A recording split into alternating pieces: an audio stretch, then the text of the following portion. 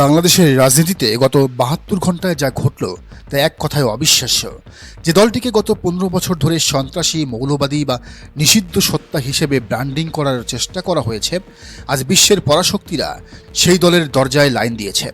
ঘটনা প্রবাহ দেখুন। গত পরশু আমেরিকার প্রতিনিধি দল এলো, গতকাল এশিয়ার সুপার পাওয়ার চীনের রাষ্ট্রদূত এলেন, আজ ইউরোপের পাওয়ার হাউস জার্মানির রাষ্ট্রদূত বৈঠক করলেন। সবার গন্তব্য একটাই, মগবাজারে জামায়াতে ইসলামীর কেন্দ্রীয় কার্যালয় এবং সবার আলোচনার কেন্দ্রবিন্দু জামায়াতের আমির ডাক্তার শফিকুর রহমান। নির্বাচনের ঠিক আগ মুহূর্তে এই ডিপ্লোম্যাটিক রাশ কিসের ইঙ্গিত দিচ্ছে? আমেরিকা সাধারণত ইসলামী দলগুলোকে এড়িয়ে চলে, চীন সাধারণত ক্ষমতাসীন ছাড়া কথাই বলে না। তবে আজ কেন তারা জামায়াতের টেবিলে?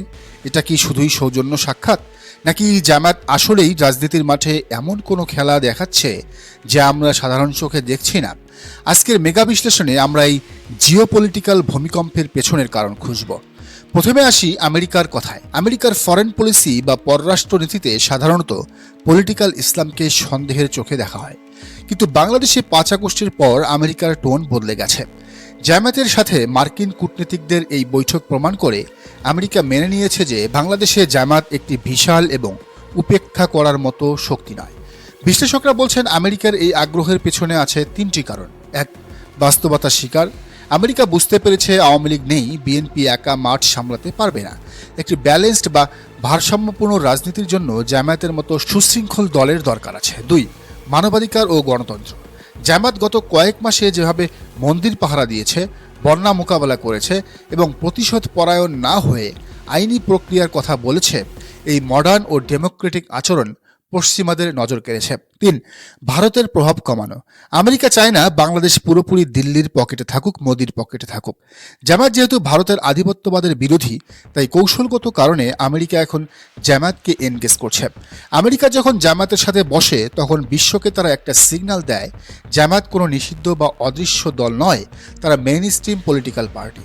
এটি জামায়াতের জন্য এক বিশাল আন্তর্জাতিক বিজয়। আমেরিকা যদি আসে গণতন্ত্রের কথা বলে, তবে চীন আসে ব্যবসার খাতা নিয়ে। গতকাল চীনের রাষ্ট্রদূতের আগমন ছিল সবচেয়ে সিগনিফিক্যান্ট। চীন সাধারণত আদর্শের চেয়ে স্থিতিশীলতা বা স্ট্যাবিলিটি পছন্দ করে।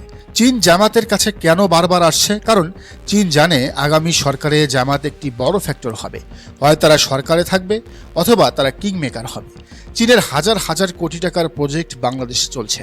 পদ্মা সেতু, কর্ণফুলী টানেল, পাওয়ার প্ল্যান্ট, এগুলোর নিরাপত্তা দরকার।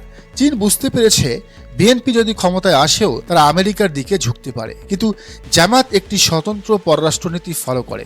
চীন চায় তাদের বিনিয়োগ যেন সুরক্ষিত থাকে। তাছাড়া জামায়াত চীনের উইঘুর মুসলিম ইস্যুতে খুব একটা উচ্চবাচ্য করছে না, বরং তারা রাষ্ট্রীয় সম্পর্কের দিকে ফোকাস করছে। চীনের কাছে এই ম্যাচিউরিটি বা পরিপক্কতা গুরুত্বপূর্ণ।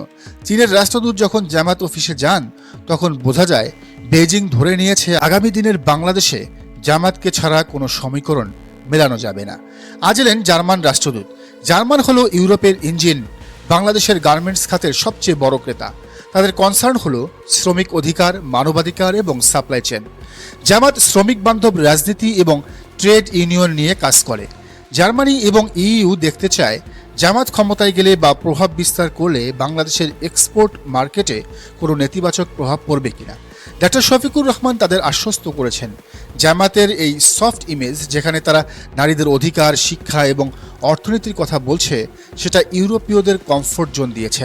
এই যে 3টি বড় শক্তি আমেরিকা, চীন, জার্মানি ব্যাক টু ব্যাক বৈঠক করলো, এটা কি কাকতালীয়? না, এটা একটা আন্তর্জাতিক স্বীকৃতি।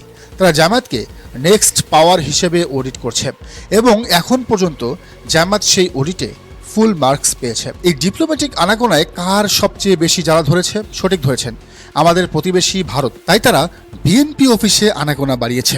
জামায়াত অফিসে আমেরিকা আর চীনের লাইন ধরা মানে হলো বাংলাদেশে ভারতের একক আধিপত্যের কফিনে শেষ পেরেক ঠুকে দেওয়া। ভারত এতদিন বিশ্বকে বুঝিয়েছিল জামায়াত মানেই জঙ্গিবাদ, এদের কাছে জিও না। কিন্তু আজ যখন সুপার পাওয়াররা ভারতের কথা না শুনে সরাসরি জামায়াতের সাথে ডিল করছে, তখন ভারত একা হয়ে গেছে। জামায়াতের খেলাটা ঠিক এখানেই। ডাক্তার শফিকুর রহমান কোনো উগ্র স্লোগান দেননি, ভারত বিরোধী জ্বালাময়ী ভাষণ দেননি। তিনি শুধু নিজের দলকে সুশৃঙ্খল রেখেছেন এবং বিশ্বকে নিজের ভীষণ দেখিয়েছেন। ফলাফল, বিশ্ব এখন দিল্লির চশমা খুলে নিজেদের চোখে জামায়াতকে দেখছে। এটি জামায়াতের ডিপ্লোম্যাটিক উইংয়ের এক বিশাল সাফল্য। এই আলোচনার সারমর্ম হলো নির্বাচন শুধু ভোটের মাঠে হয় না, নির্বাচন টেবিলেও হয়। জামাত ভোটের মাঠের প্রস্তুতি যেমন নিচ্ছে, তেমনি আন্তর্জাতিক টেবিলও গুছিয়ে ফেলেছে। পরশু আমেরিকা, গতকাল চীন আর জার্মানি, এই সিকোয়েন্স বলে দিচ্ছে আন্তর্জাতিক মহল ধরে নিয়েছে 2026 সালের বাংলাদেশে জামায়াত এক বড় শক্তি। তারা বিএনপিকে দেখছে কিন্তু জামায়াতকে গুরুত্ব দিচ্ছে, কারণ তারা জানে বিএনপির ভোট আছে কিন্তু জামাতের স্ট্রিট পাওয়ার এবং ডিসিপ্লিন আছে। নির্বাচনের আগে এই আন্তর্জাতিক গ্রহণযোগ্যতা জামাতকে অনেক এগিয়ে রাখলো।